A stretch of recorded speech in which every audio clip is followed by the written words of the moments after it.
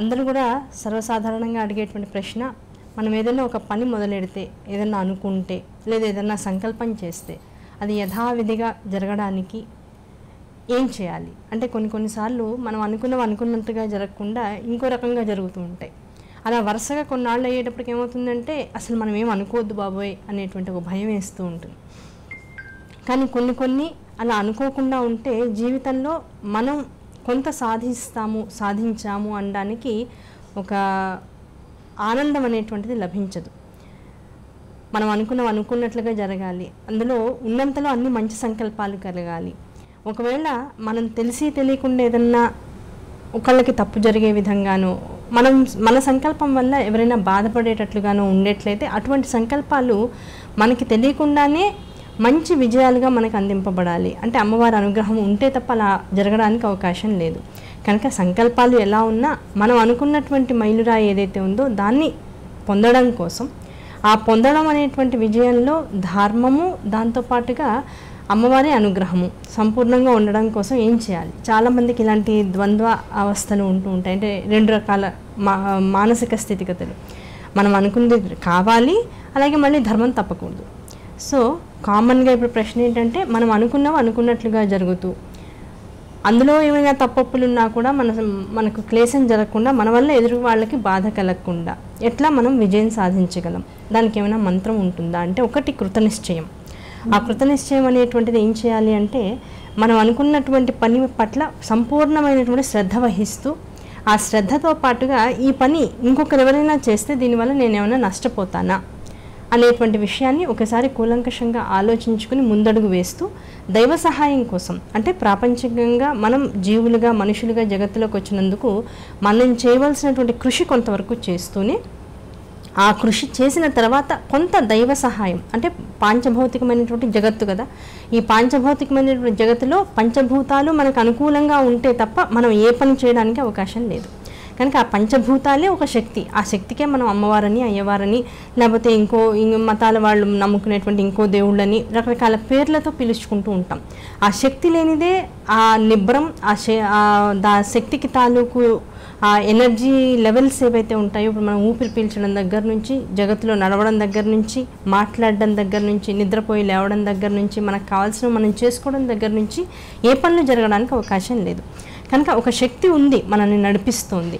ఆ నడిపించేటువంటి శక్తి మనకి అనుకూలంగా రావాలి, ఆ అనుకూలత అనేటువంటిది శక్తి వల్ల మనకి లభించాలి అనేటువంటి, ఆ శక్తి వల్ల మనకి లభించాలి అనుకునే విషయం కనుక ప్రతి వాళ్ళు ఆలోచించుకున్నట్లయితే, ముందు మన ప్రయత్నం ఒక 30% నుంచి 50% వరకు మన ప్రయత్నం చేయాలి. చేసిన తర్వాత పంచభూతాల అనుకూలత లభించడం కోసం కొంత దైవ సహాయం, ఆ దైవ సహాయాన్ని కనుక మనం తీసుకున్నట్లయితే సమస్తము మనం అనుకున్నట్లుగా, అంటే మన సంకల్పాలే శివ సంకల్పాలుగా మారుతూ ఉండి, దానివల్ల సరైనటువంటి అందరికీ ఆనందాన్ని కలిగించేటువంటి, ద సేమ్ టైం మనకి విజయాన్ని అందించగలిగేటువంటి విజయాలు మనందరికీ కూడా అందుతూ ఉంటాయి. దానికి శ్లోకము, మన ప్రయత్నం మనం చేశాక చదివేటువంటి శ్లోకం, నమః సర్వనివాసాయ సర్వశక్తియుతాయ చ మమాభీష్టం కురుష్వాసు శరణాగత వత్సల. ఈ శ్లోకాన్ని కనుక చదువుకుంటూ నిత్యము ఏదైనా ఒక పని మొదలెట్టే ముందు కానీ, ఒక సంకల్పం చేసే ముందు కానీ, లేదా ఒక సంకల్పం చేసిన తర్వాత ఆ కార్యసిద్ధి పొందడం కోసం కానీ, ఆ కార్య అనుకూలత కోసం కానీ, ఆ కార్యం సిద్ధించబడిన తర్వాత దీనివల్ల అందరూ కూడా ప్రయోజనాన్ని పొందేటువంటి విధంగా మనకి అనుగ్రహం కలగాలన్నా, ఇలాంటి వాటన్నింటి కోసం కూడా ఈ శ్లోకాన్ని చదువుకోవచ్చు. అలాగే చాలామంది ఎలా అంటారంటే, మాకు కొన్ని వ్యసనాలు ఉన్నాయి, మేము మానాలని చాలా ప్రయత్నిస్తూ ఉన్నాం, కానీ మానడానికి అవకాశం రావట్లా.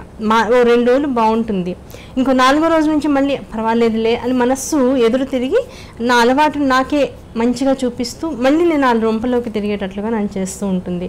అది మద్యపానం కావచ్చు, ధూమపానం కావచ్చు, లేదు పేకాట లాంటివి కావచ్చు, ఇలాంటివి ఏమైనా సరే, లేదు ఇతరమైనటువంటి ఇంకా చాలా రకాల అలవాట్లు ఉంటాయి. అవన్నీ ఉటంకించుకున్న కొద్దీ మనకి వ్యధ తప్ప పెద్దగా ఉపయోగం ఏమి ఉండనటువంటి దురలవాట్లు వ్యసనాల కింద మారిపోతూ ఉంటాయి.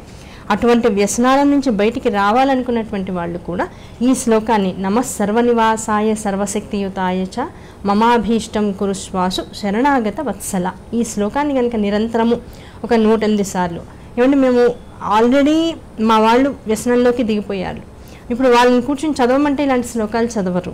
ఇప్పుడు వాళ్ళ కోసం భార్య కానీ, పిల్లలు కానీ, లేకపోతే తల్లిదండ్రులు కానీ పిల్లల కోసం, వాళ్ళ పిల్లల కోసం చేయవచ్చునా? తప్పకుండా చేయొచ్చు. ఆ చేసేటువంటి సమయంలో అవతల వాళ్ళకి ఏ విధంగా ఈ శ్లోకం తాలూకు ఆ శక్తి ఏదైతే ఉంటుందో దాన్ని వాళ్ళకి ఎలా అందించాలి అనేటువంటి క్రమంలో ఆడపిల్లలు ఉన్నటువంటి వాళ్ళు, వాళ్ళ మనస్సుని స్థిరం చేయాలనుకున్న వాళ్ళు కుంకం పట్టుకుని చేసుకోవచ్చు ఈ శ్లోకాన్ని. మగపిల్లలు కాస్త పెళ్లి కాని పిల్లలు, వీళ్ళని సవ్యమైన దారిలో పెట్టాలి అంటే విభూది లాంటివి తీసుకోవచ్చు. ఇలాంటివన్నీ పెట్టుకోరండి మా పిల్లలు, ఇంకేమన్నా సులువైనటువంటి ప్రయత్నం ఉపాయం ఉందా? నీళ్లు దగ్గర పెట్టుకుని ఒక గ్లాసులో, రాగి గ్లాస్ తీసుకొని ఆ గ్లాస్లో నీళ్లు దగ్గర పెట్టుకొని ఈ శ్లోకం చదువుతున్నంతసేపు కూడా నీటిని తదేకంగా చూస్తూ, దాన్ని మనం ఎఫర్మేషన్స్ అంటూ ఉంటాం, దాంతో సంకల్పాలు చేస్తూ ఉండడం, దాన్ని తదేక దృష్టితో చూస్తూ దానిలోకి ఎనర్జీని పంపిస్తూ ఉండడం. అలా నీళ్ళ గ్లాసుని దగ్గర పెట్టుకుని ఆ నీటి యందు మనం చేసేటువంటి ఈ శ్లోకానికి తగిన శక్తిని దానిలోకి ప్రవేశింపచేస్తూ ఉన్నట్లయితే ఈ శ్లోక పఠనానంతరం రోజు ఆ నీళ్లతో, మరీ పెద్దవాళ్ళైతే స్నానానికి ఉపయోగించవచ్చు. ఎవరైతే ఈ వ్యసనాల వల్ల బాధపడుతున్నారో, ఆ దురలవాట్ల వల్ల ఇబ్బంది పడుతున్నారో అలాంటి వాళ్ళకి స్నానంలో ఉపయోగించవచ్చు.